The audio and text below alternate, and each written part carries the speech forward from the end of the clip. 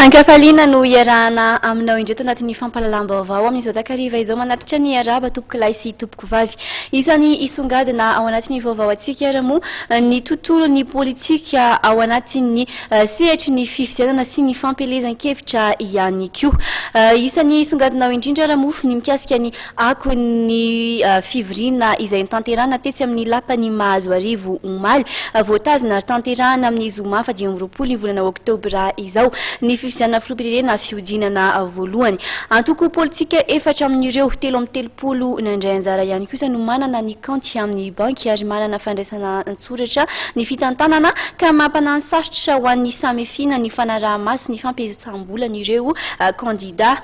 Ao anatin'ny sehatry ny toe-karena sy ny varotra kosa dia maro nisy ireo andiana mpianatra vaovao izay misa 850 navoaka ny tranobe ny varotra sy ny indostria tetsy Antaninarenina tamin'ny fomba ofisialy tamin'ity androany ity. Manasanao ary anaraka ny vaovao atra amin'ny farany. Avy hatrany ary mofo dia ny tatitra tao anatin'ny akon'ny fihaonana teny amin'ny lapany Mahazo Arivo nandiniana indrindra ny momba ny fifidianana sy ny fanomanana n'ireo fifidianana no entina amintsika tao anatin'ny fanadihadiana voalohany tsy hita izay olana tokony anakana ny fifidianana tsy ho tanteraka amin'ny zoma faha 20 ny volana oktobra ho avy izao raha araka ny fanazavana nentin'ny lehiben'ny gouvernemanta Prime Ministre Omer Berizika. Raha tsika vetrany ny tatitra ary fanadihadiana irahana amin'ny Lova Ramanantsoa.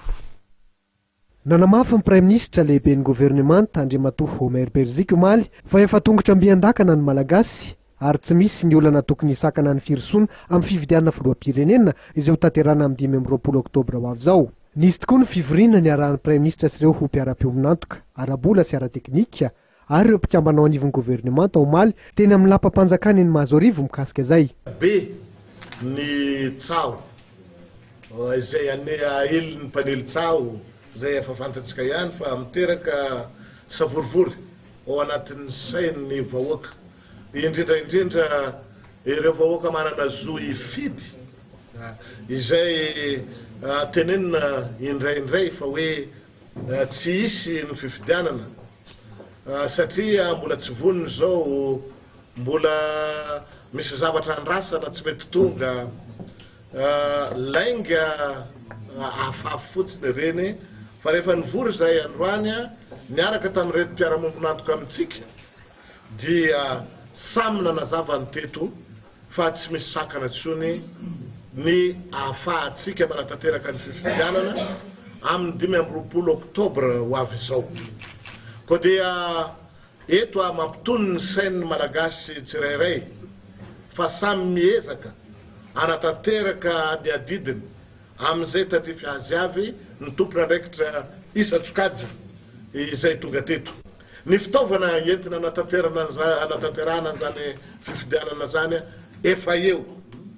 Ny fampianarana na fanentanana mikasika ny fampiasana ny bulletin unique dia efa mandeha amin'izao fotoana izao tsy araka ny lazasasany fa tsy mandeha. Ny fizarana ny kara-pifidianana dia efa mandeha koa amin'izao fotoana izao ary antenena fa ho tanteraka tsara zany eran'ny Madagasikara manontolo amin'ireny toerana rehetrarehetra isy birao-pifidianana eto Madagasikara. Misy koa miteny hoe mbola tsy tonga manko ny bulletin de vote sy nina ty zao efa azo aseho anareo eto fa efa tonga any amin'ny toerana isin'ny fifidianana amin'ny birao fifidianana rehetrarehetra amin'ny toerana rehetrarehetra zay tokony ahafahana sécuriser azy ity bulletin ity. Mbola no amafisin'ny Ramatoa Fatoma Samora solitenan'ny firenena mikambana no sady ny solitenan'ny vorona iraisam-pirenena ihany koa nandritra ity fivoriana ity fa efa vonona ny zava-drehetra ary fidin'ny malagasy amin'ny 20 oktobra ho avy izao.